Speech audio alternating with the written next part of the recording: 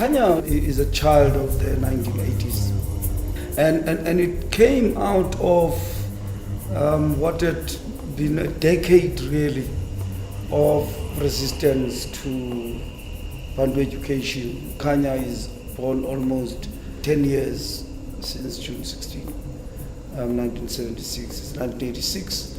And the education crisis had deepened in that time. A broader resistance to apartheid had come about. And I think the idea of Kenya, which is one can see in its slogan, was that a critique of apartheid education must bring about an alternative idea of what education must be. And thus was born the idea of education for liberation. So for us it was, how do we empower black students? How do we empower black students, black people in particular from working class backgrounds, right? As part of changing the world, changing the composition of the society in which we live in. In a very practical way, but it was an attempt to provide a bridging college for black students, primarily those interested in social justice issues, to begin to give an idea of giving them a platform that would bridge them into university life. It would prepare them for university, it would give them academic skills, it will give them an understanding of how to handle their subject, and it would make sure that they are successful. So the Kenya student, the typical Kenya curriculum would be, you do your schooling, you do your academic things, you do seminars, you begin to learn that kind of thing, but you also go and do organizing in a community. You either go and help in a trade union, you go help in an NGO, you go help in women's organizations, etc., etc. So the idea then was to develop, in a way, what used to be referred to as education with production, in a certain kind of way. Production here being, you could call it, if you want, a production of social consciousness. Since it's a non-profit organization, just so we can get affordable books that we can give out to the kids, that we want them to equip themselves with knowledge. So yeah. So that was the idea of Kenya College as it came about, as it emerged.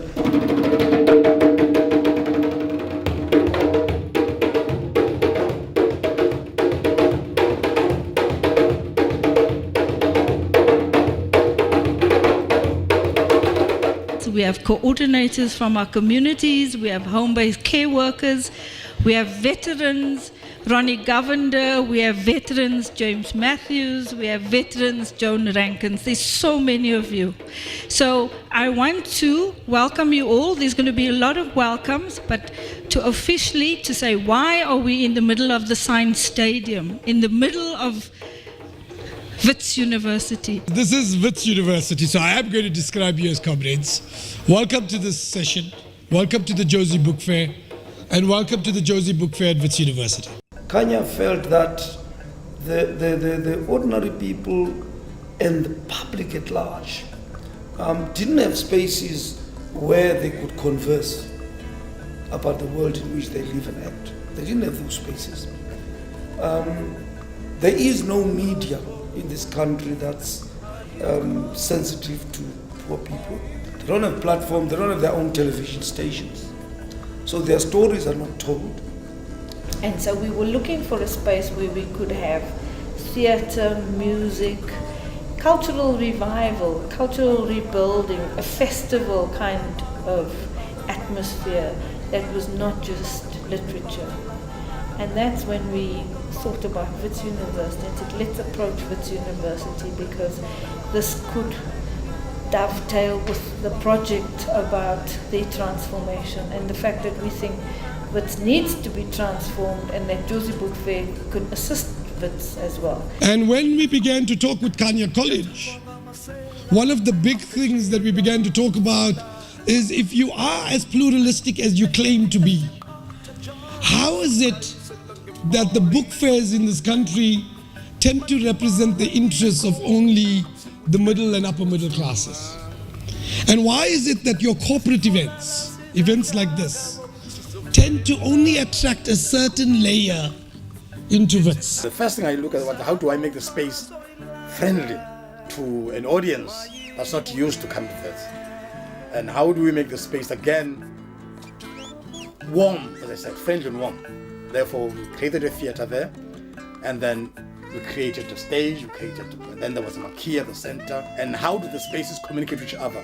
And make sure that all the spaces, they communicate with each other, they communicate the spaces itself, so that when you are at the theater or you are buying a book there, or we are at the jazz stage, you don't see different stages. Yes, they are different because they are at different locations, but they are there as one. Well, you know what shocked me? People come here and they ask me like, "Is it for free?" And I'm like, "Yeah, it's for free." They say, "No, don't lie." Yes, it is.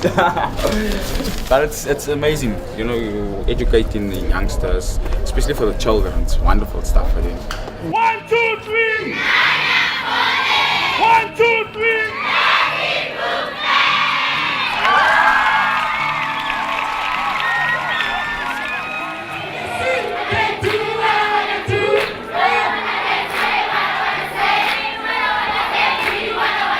It is a book fair, that focuses on the very, very grassroots, you see.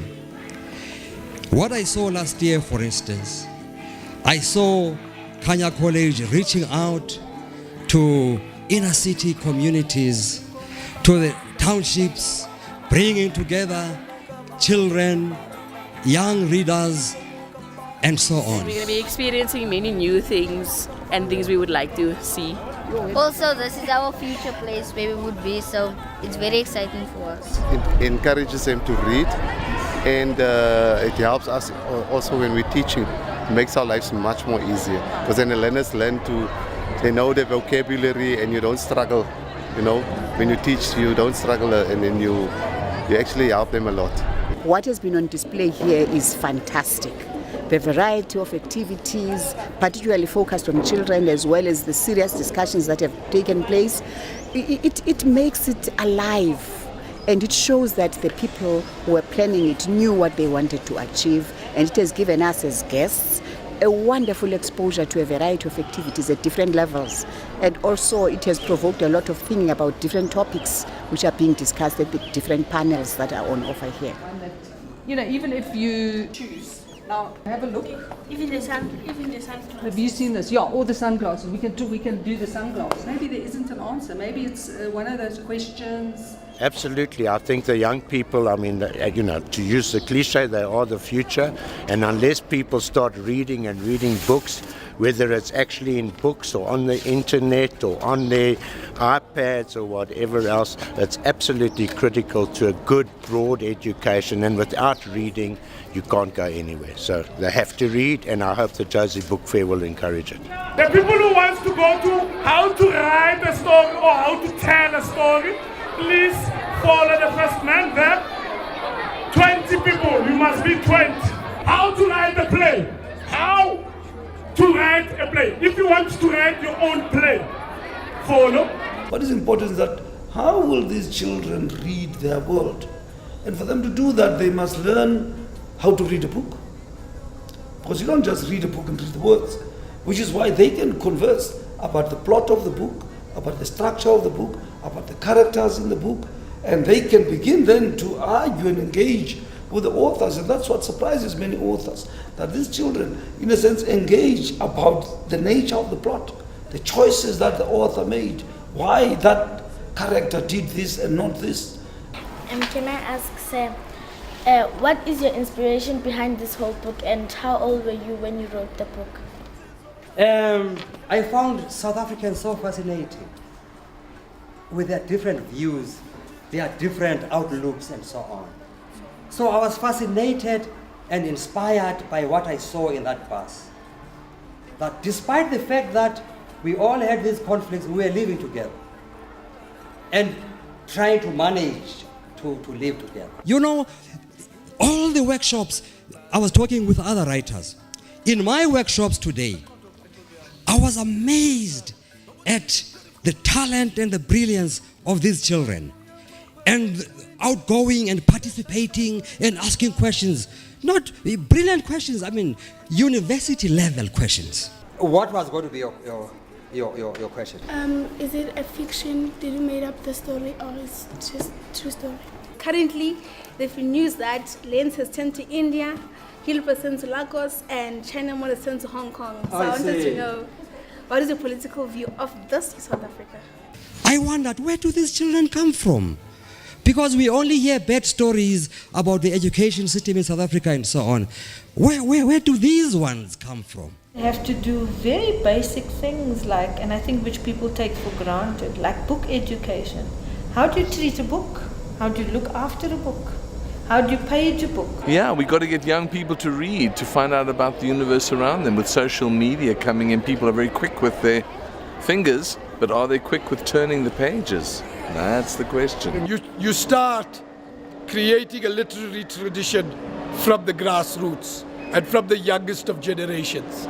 And if we can establish a literary tradition amongst our children, we will then absolutely see a bigger layer of our adults involved and immersed in the literary tradition. And so I think that it's fantastic that they've been able to do that. Are you ready, brothers, sisters? Are you ready?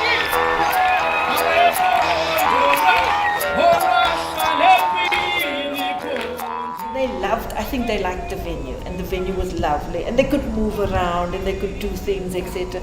And then of course they did have a great show with Mamgina Mhlombe, you know. I mean, she's just a wonderful performer. She is so talented. She has a gift of just engaging, and the children love her. Young people are not reading enough, but it's up to us to encourage them. It's up to us to enjoy reading so that they can see that we are enjoying it. If we enjoy fast food more than we enjoy books, what are they going to learn? Absolutely. I think it's very important that they are able to at least speak their language and read as well. I think it's very important. But have a passion for reading it. That's the thing, is to have a passion for reading it. Unfortunately, I've been looking at all the stalls today. There are books in not all 11 languages. Only in I've found about 4. So we are seriously lacking in our publishing industry in South Africa. In fact, many of them are published offshore. They are published in Finland and other countries. Makes me want to cry. My Asian guides have given me this gift, and they didn't look at the nature of me. They didn't look at my sexuality. They didn't look at the color of my skin, but they said, there's a gift for you, and here it is. And I accepted it with all arms and limbs.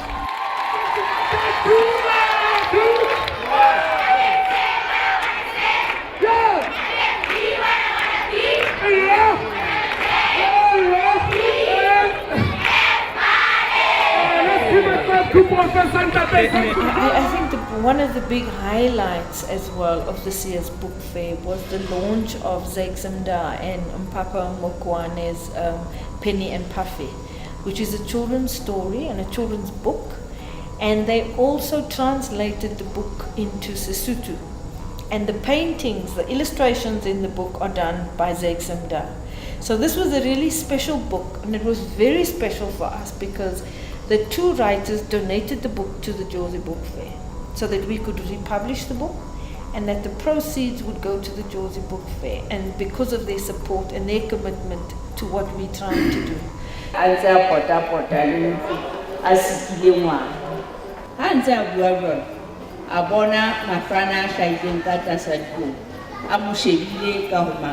I think the concept of that was really good in terms of how we're wanting to build a movement. That kind of generosity of writers working with the Jozi Book Fair, working with readers, wanting to create readers as well, you know, that there's that consciousness from them. Reading and writing. Reading and writing is the most powerful weapon across the world. You can't compare reading and writing than anything. By reading and writing, you can read the instruction on a medicine bottle. You can feel the form of environment. You can feel the form of your organization. You can share your dream. You can share stories and book with our friend Tisha family and community members. When you read, your mind expands, encourages your imagination. Pambili Community Reading Club, Pambili Community Reading Club.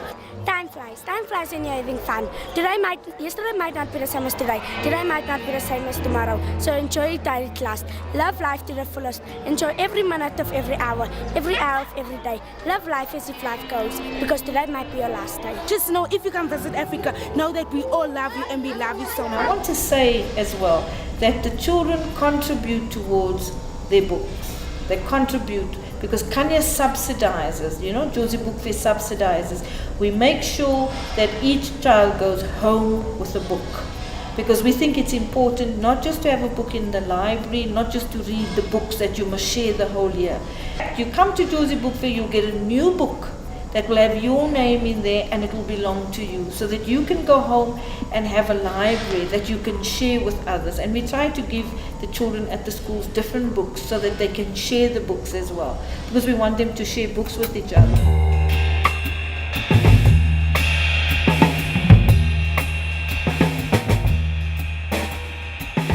We had a very, very a stunning, a brilliant roundtable discussion with 4 of them, the legends. We had Don Matera, we had James Matthews, we had Ronnie Govender, and we had Keropetse Hosietzile. It was really a very graceful way of also looking at aging, I think, for us as the Josie Book Fair. You know what I mean? Because as an audience, we were also engaging them, listening to them. They were struggling to find their pages, and they were, just the human side, I felt, came out so beautifully.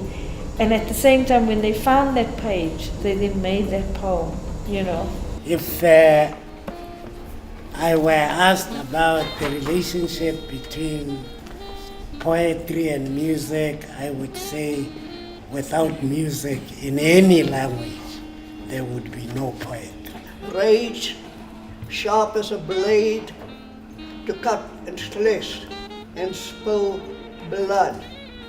For only blood can appease the blood spilled over 300 years.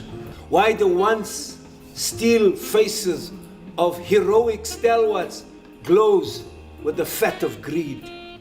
Cato Manor, running barefoot to school, marbles jangling in bulging pockets, spoils of staring victories, Vinayagam's fretwork saw, cutting out his ornate wonder. Biko came to change minds. Umuntu Gamieza, great giant, a soldier, a warrior. The highest religion in the world is compassion, caring, giving, worrying, shielding, standing up. So you cannot come to a lecture and think that you will hear one thing, because it's everything. The one who tells lies is not a threat to anybody in power who wants to control people. Could you be intimidated into saying things that are comfortable for other people? No publisher, no recording, no music recording studio, no one are interested in the promotion of culture. They are interested in making money. Absolutely.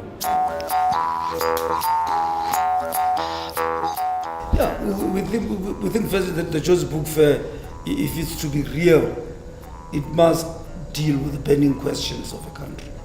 Is whether the question of the transformation of universities is an issue of the historically white universities, or is it an issue of the transformation of higher education as such? The Vice-Chancellor and other Vice-Chancellors have not shown serious commitment to transforming institutions. I'm telling you now, I'm into transformation.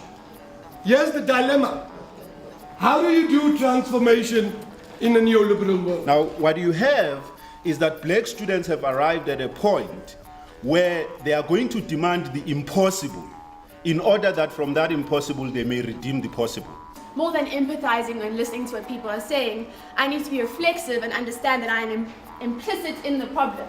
If Adam Habib is saying he's anti-neoliberal. We should be getting him involved in marching, in mobilization, in saying, okay, let's take you on your word. I think it's a wonderful event. I think it's fantastic how it's happening. I think it's fantastic just the debates. I just came out of a debate, as you know, which was very robust and very critical. That's fine, that's the nature of the debate. The families of the mine workers haven't received justice as yet, and that there will be a civil society inquiry that will be set up by civil society organizations to try to uncover the truth and be able to pursue justice for those families. First, on the issue of knowing who, how, and where, the commission failed dismally. It wasn't because the information wasn't there. The information was there, but the report leaves it out intentionally. For far too long, the left has separated the personal and the political. As if you can occupy one thing and say this and make people, why don't you believe me? Well, I don't believe you because you don't practice what you preach. Arrogance. And I'm pleased that there seems to be some agreement about the idea of formulating in a bottom-up participatory way some image of where we want to be. Because if we don't know that, nothing will take us there. I want to thank Kanya College for having organized these 2 days. It's doing precisely what Dale and Dinga have both argued for, building people's capacities. So thank you especially to you, Maria, thank you to Dale, thank you to Dinga, and thanks to all of you for coming. Good. The key issue that we want to define the Jozi Book Fair is that it is not just us sitting in an office at Kanya saying this issue, that issue, that issue. We want to get to a point where people feel if we want our issue to be aired, then the Jozi Book Fair is the space for it. They will bring their issue there. They will say to us, look, we want to host a panel on nuclear power because we think that's an important thing. We want to host a panel on gangsterism and drugs because we think that's an important issue. So that it's a space for the voice of the citizens.